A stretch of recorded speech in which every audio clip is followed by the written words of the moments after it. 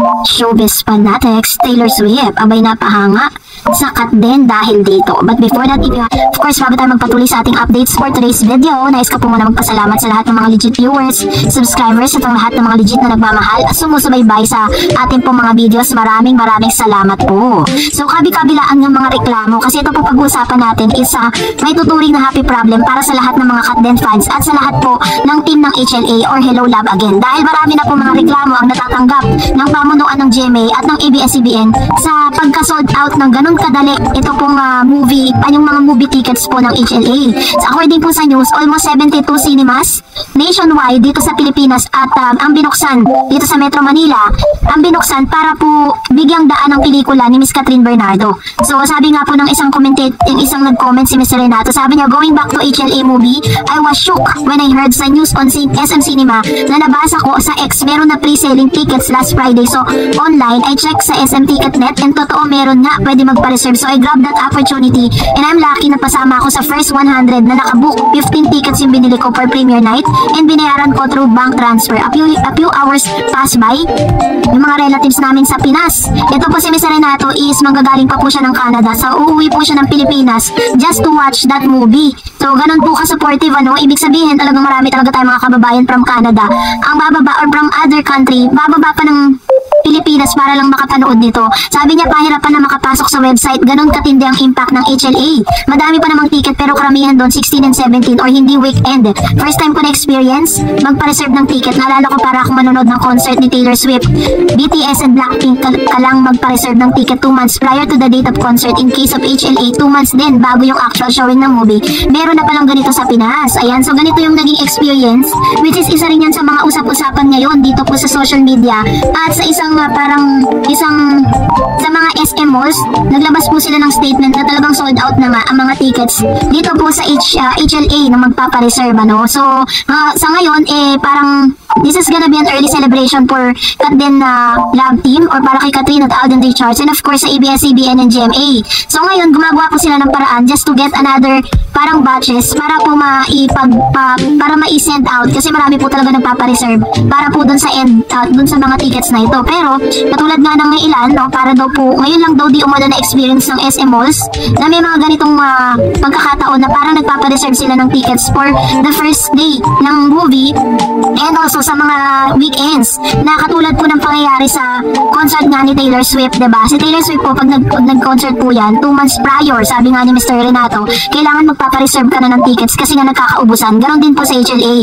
Kaya naman talagang kinakalampag ngayon ng ilang mga Katden fans ito pong itong ABS-CBN at GMA7 na dapat magkaroon pa sila ng another batches dahil isa rin sa mga problemang na-encounter nila dahil po sa mga parang sa sobrang dami pumapasok sa website halos hindi na po talaga ma-accommodate ang lahat. Kaya nagre-request po sana na dapat is mas marami na pwede kang bumili. Ang nagiging problema lang kasi parang may mga nag-hoard.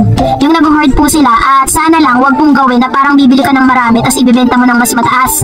So pwede niyo pong i-report yan kasi bawal po yun. Isa rin po yan sa mga ipinagbabawal kasi may mga gumagawa po kasi ng ganyan eh. Katulad meron pong isang report na parang bumili siya ng napakaraming tickets tapos ibinenta niya po yun sa pinakamahal. Sa mga concerts kasi nangyayari po yun and this is gonna be scam kasi yan eh, lalo na kapag sikat po yung magko-concert, ganon. So ngayon, yun yung parang pinipigilan ngayon ng ilan sa mga SM malls and ilan sa mga kababayan natin na dapat talaga matigil na yung ganong scam. At if ever na ma-encounter nyo po yun is pwede nyo pong i-report yan sa management kasi pinagbabawal po talaga yan. Meron pong tinatawag na rate or yung parang pinaka-exact rate para po dun sa movie. So ngayon, happy problem para sa Katden because it was already sold out na po at possible na maglalabas na sila ng second batches of tickets and second batch po para dun sa mga manonood, no, yung mga naubusan ng tickets para sa unang pinakawalan nilang mga tickets online. Pero wag po kayo mag-alala kasi may mga chances pa rin na makakapanood pa rin naman kayo. So anyways, ngayon naman magbasa tayo ng ilan sa mga reaction at komento ninyo patungkol naman sa ating latest update. Unang reaction mula kay Ma'am Shibergy Pamposa, sabi niya, "Hey Ma'am Dars, thanks again for update and reading my comments again. God bless you and to all Ma'am Dars followers and Katden forever." Yes Ma'am Dars, selos ang umiiral kay Daniel kasi napanood ko yung interview ni Daniel kay Tita Boy Abunda. Tinanong kong nagsiselos kay Alden, sabi ni Daniel hindi daw selos eh, parang insecurity daw kaya naging security kami.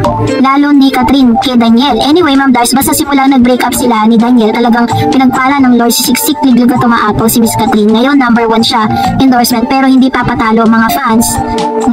fan si Daniel. Panay din ang update nila kay Daniel sa shooting niya sa Italy at lagi din pinagmamayabang yung billboard ni Daniel na jag sa mga may EDSA. Kaya sa tingin ko, pinagkukumpetensyon silang dalawa. Oo nga ma'am, totoo yung sinabi ni sir na naway hindi sila makapiright yung serye na nilang incognito.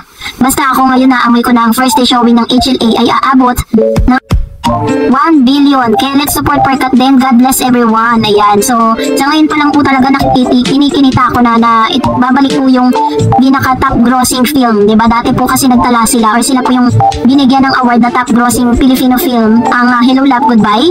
And this time, I know and I believe in God's will, makukuha po nila yan. Dahil ngayon pa lang, nakikita na po natin yung success, no? Hindi pa man po tapos yung editing, hindi pa man nag-uumpisa ang promotion, pero talagang ang bumibili ng tickets, grabe. Hindi po magkandamayaw to get their tickets. Talagang sobrang nagtakang-taka po talagang SM Malls kasi first time nangyari ang Filipino movie. Diba? Buti kung mga concert po ng international, pwede pa eh. Pero yung ito pong mga movie na parang Filipino movie, diba? So, ganun po. And of course, syempre, hayaan na natin na may sariling buhay naman si Daniel Padilla. Hayaan natin na mag-update din sila patungkol sa mga nangyayari sa kanya. Sabi naman ni Ma'am si Daisy, Daddy Teddy name ng father ni Kat, Miss Talents. Thank you, Miss Talents, na walang sawang pag-update sa Kat din. Yes, di nakakapagtaka na kasama si Kat sa isa sa mga richest people sa celebrities or ika, mamamayan sa Pinas. Mayayaman sa Pinas kasi sipag niya, mabait at mapagmahal. Kaya lahat ng blessing na sinabi ng Diyos na salon nilang dalawa ni Kat at Alden. More blessing to them. At totoo po yan, Ma'am Shia Daisy, no? Dahil talagang masasabi mo na they are considered one of the billionaire actors and actresses sa dami po ng kanilang mga brand, sa dami ng mga endorsement at sa dami ng kanilang mga projects. And nakita nyo naman po yung mga projects na binibigay with Catherine and Alden Richards, iba sa kanilang mga network, hindi naman talaga matatawaran. At kapag may magagandang project, talagang dahil A-lister po sila po ang priority. Sabi ni Mr. Renato, hi Miss Tarrance, thanks sa mahalaga mo oras at pagbibigay sa na yung updates. Mas kinakabahan ako sa mga kalmado at parang hindi marunong magalit. Ganon ko i-describe si Kat and Alden. Mga taong hindi nakita ang sumisigaw or nag-meltdown. Yung mga taong assertive, aggressive, and invested on yelling, tingin ko sa kanila mababaw at hindi dapat katakutan. Gaya sa nasabi ko, tahimik ang nakakatakot, just like storm. Before it stared, everything is so calm and peace. Calmness is so dangerous that's almost uncontrollable when gets angry. Kaya ako, kinakabahan ako kung paano pag napatid yung PC ng mababait na tao, tahimik lang, paano mo po ito mapipigilan. Ayan. So, ito naman po yung kanyang komento patungkol sa bagay na ito. Kasi diba kung mapapansin ninyo, kahit po napakaraming mga bashing, ang dami pong mga sinasabi between Alden Richards and Kathleen, never po silang nag-retaliate, never po silang nagsalita or lumaban na ng mga parang iping sang iping, diba? Never po silang sumagot sa mga bashers. Inayaan lang po nila na magsalita ang mga ito sa mga bintang, sa lahat ng mga bash, mga masasakit na salita, diba? And sabi ni Ma'am si Lilibet Gastardo, wow, congrats to Kathleen. Dami talagang endorsement, both Kat din. Thanks Miss Darrets for the updates nila. We really love Kat din. Wala pa kami whatever they say about them. Sabi ni Ma'am Shimir Nadalus, hi Ma'am Darrets, I'm 63 years old at isa na ako sa milyong-milyon na tagahanga ng Kat din. Pati na rin ikaw. Avid fan mo ako. Salamat sa mga updates ng Kat din. Love you. Ayan. Thank you Ma'am Shimir na sa inyo pong komento. Yan, stay put ka lang, no chill.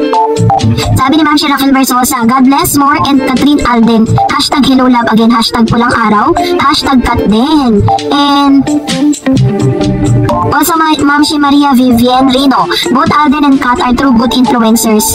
Kaya halos silang dalawang palaging kinukuha ng mga big companies to endorse as their products. Ayan. So, si Miss Catherine and Alden Richards po kasi ay itinuring na isa sa pinagkakatiwalaan na brand ambassador and endorsement dito sa Pilipinas maging sa abroad. Pero ninyo, meron po silang mga international endorsement, diba? Itong si Miss Catherine, kinuha siya ng Gucci. Si Alden, ganun din po. Diba may nakita po kayong in-endorse niya ng Gucci na nakapants po siya ng Gucci. So, yun po yung evidence talaga that they're really famous and trusted. So, that's it for today. For more videos and updates, please don't forget to like and subscribe. And please don't forget to follow my Facebook page, Darrets TV. God bless everyone!